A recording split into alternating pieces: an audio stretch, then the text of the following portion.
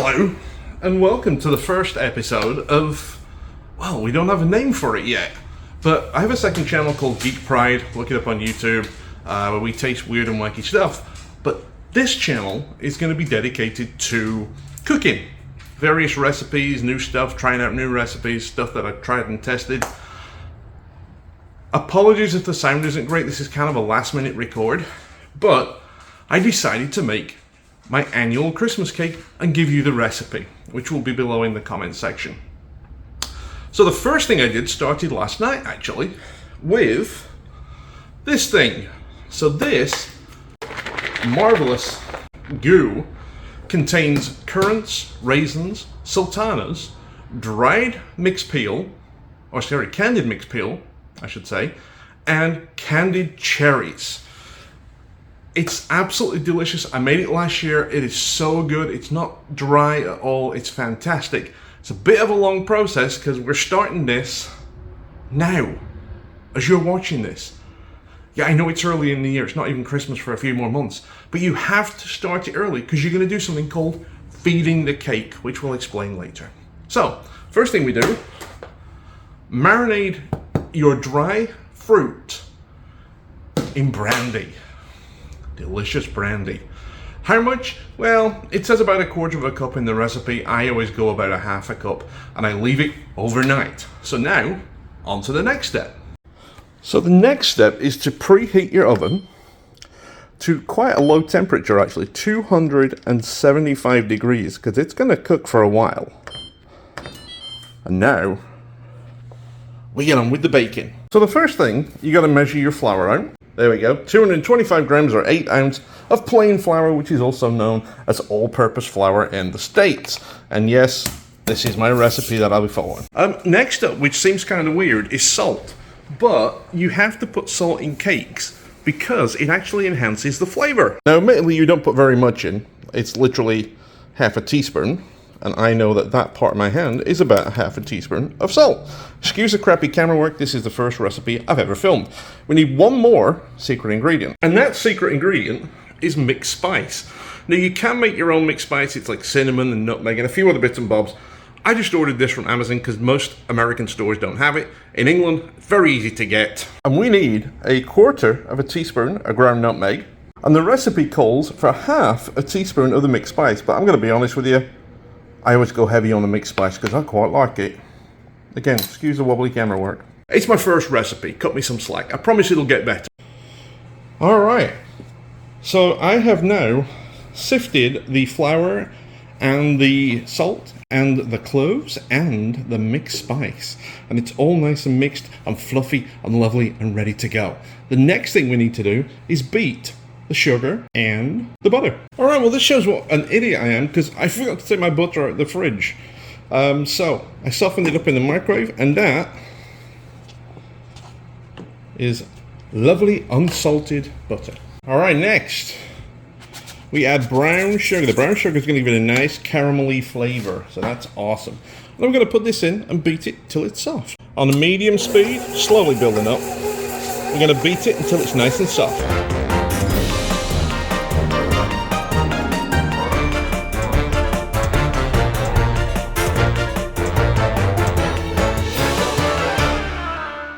Alright, so when you get to this stage, we're going to have to scrape down the sides because sometimes things stick.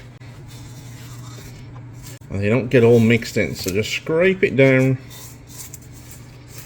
Yeah, see we got some chunks of butter in there. Oh, the camera can see them. Okay, so while the butter and eggs are creaming, we're going to put 4 large eggs into a separate bowl, and I always crack my eggs on the table, that way you try and avoid shells. Don't know if it's a myth, but it seems to work. And we're going to beat those eggs until they're light and fluffy. There we go, eggs light and fluffy. So now we go to the next step. So we've got our lovely light and fluffy eggs, and we're going to start the mixer and add the eggs a little bit at a time on low.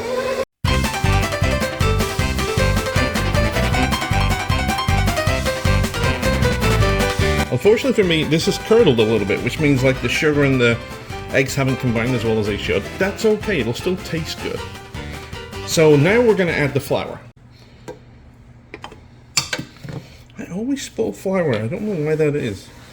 Okay. Oh my gosh, the smell that came from that is immediate from those spices. You should probably stop the machine when you're doing it.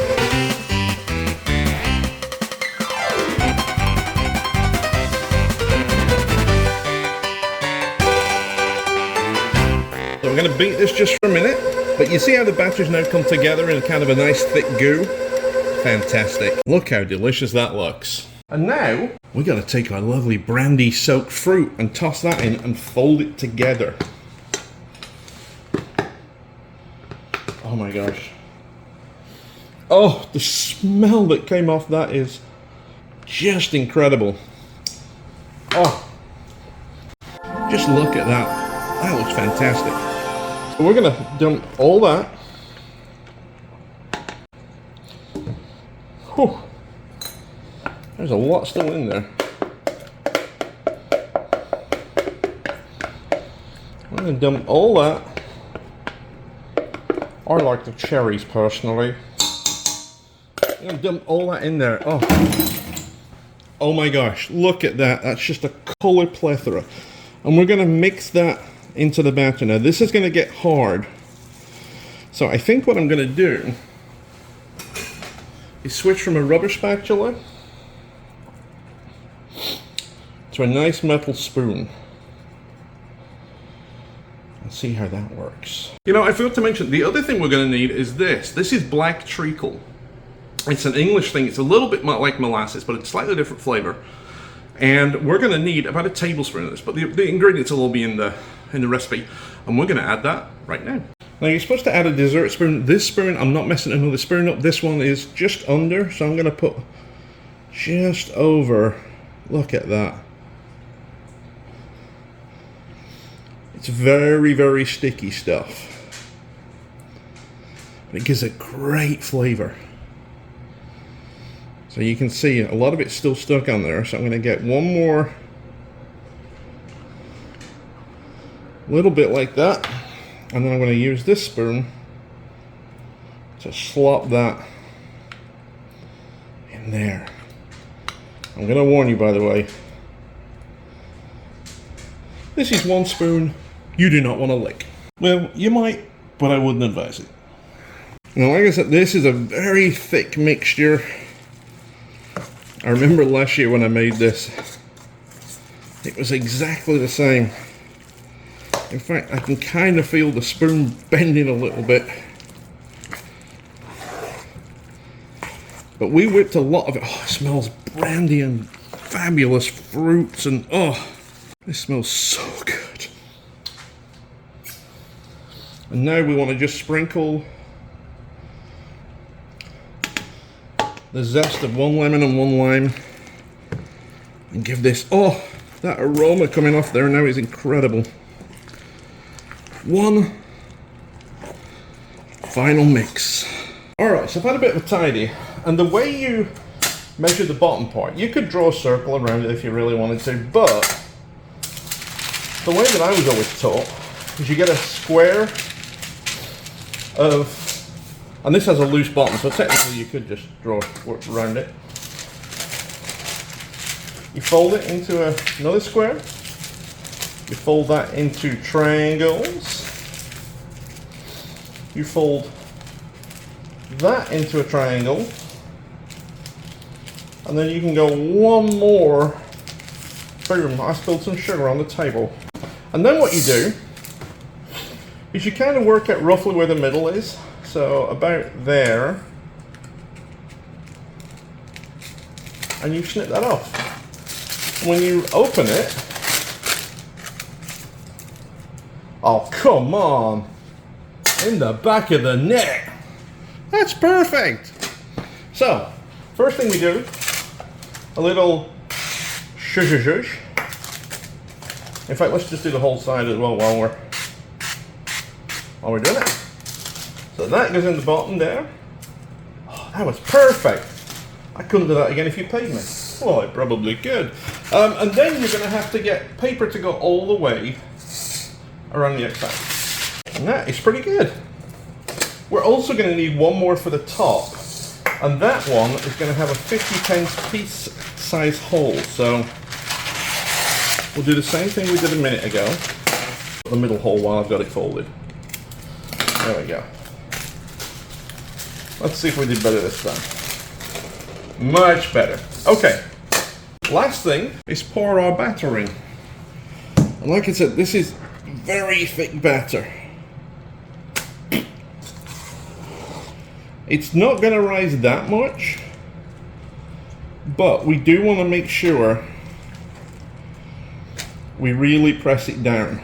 Get as much batter as you can. I think that's pretty good.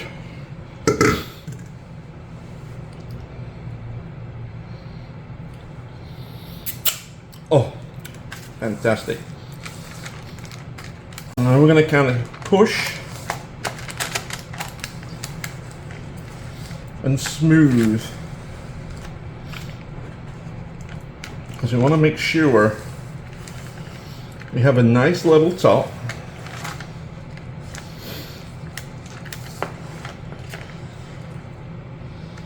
Like that. And then you can decorate this with almonds if you don't want to put icing on. I don't particularly like either. But we are going to put that over the top, just like that. Now, being real careful, we are going to put this in the center of the oven, like that. And now we set a timer. Echo, set a timer for 4.5 hours. Second timer, 4 hours and 30 minutes, starting now. And in the meantime, we'll clean up.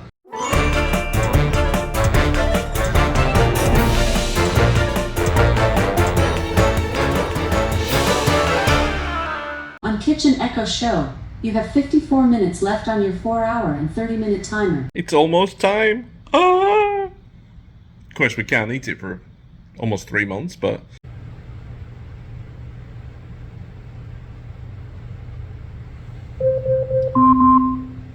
Alright, 4.5 hours has flown by. Now we've got to test the cake and see if it's cooked inside. So to do this... Oh, that smell is pure Christmas. To do that, we're going to bring this out a little bit. And we are going to put a fork in, or a prong in, and see if it comes out clean. So I don't know if you can see that there's no, see if we can focus, there's no cake on that prong. Let's try one more little part. Perfect. Oh my gosh, absolutely perfect. So now we've got to take this out and put it on a rack. Now we've got to give this about 30 minutes on this rack just to cool down. Let's give you one more little look at that. Oh my gosh, that looks so freaking good. Oh, look at the top of that. You can see the nuts and the fruit, and I'm gonna have to calm down because I'm getting too excited. But yeah, we're gonna give that 30 minutes before we even touch it. So here we go again. 30 minutes, starting now. I cannot wait. Oh my gosh, I can't wait. Anyway, 30 minutes has to go by. 30 minutes has passed. It's still really quite warm, but we're going to put this on here and hopefully...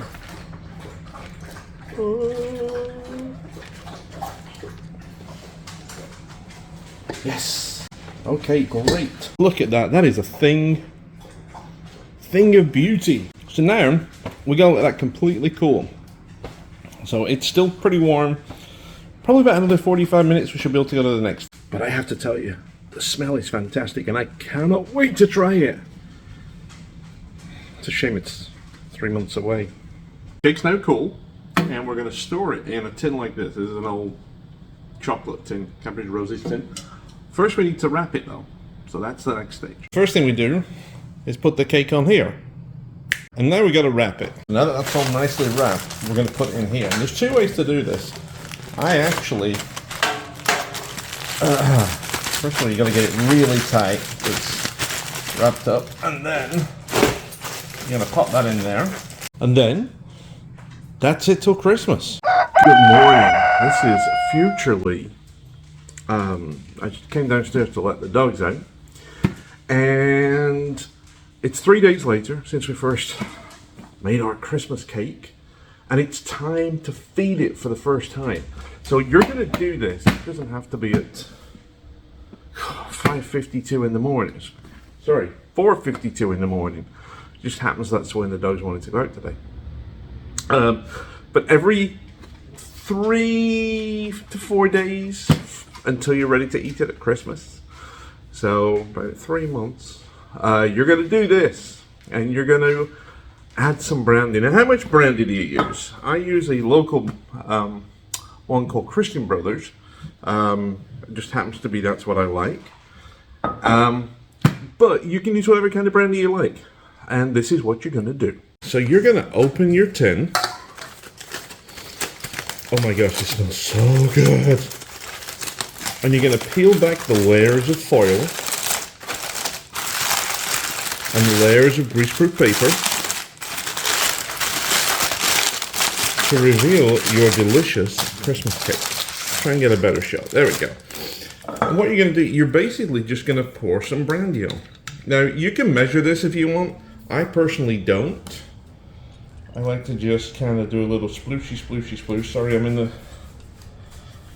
way of the camera. Let's come around here. A little splooshy, splooshy, sploosh all over the cake.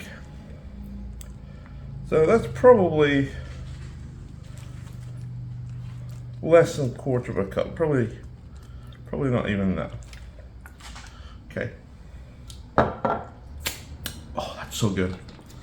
Nothing says a good Christmas cake like licking your finger covered in brandy at this time in the morning. And then you are just going to do the same thing again, but you're going to seal it back up. Press it down. Put your lid back on, and you are done for now. And that's it. You are now done until 3 or 4 days from now. Just do it whenever you get a chance. Alright, that's it from Futurely. Now back to Pastly to wind up the video. Thank you, Futurely. Well, here it is. This year's Christmas cake, ready to go. Like I said, we're going to feed it with the brandy about every 3 to 4 days until Christmas Day. Do it for at least 2 months, ideally 3 months. So if you've watched this video after I put it up, you're in good time to do it. This is the first one. Normally, when I do these videos, I plan on taste testing or having my wife taste test the actual item itself. With this one, I can't do it. But anyway, if you've enjoyed this video, please like, share, subscribe. This is the first one of the new baking, cooking channel that I have. I also have another channel called Geek Pride, which I'll link below. And that's where we taste test weird stuff. So feel free to check that channel out. I appreciate you taking time to watch this. There's more videos coming soon, including some very tasty cupcakes and some recipes from around the world. So till next time, foodies, take care, and we'll see you soon.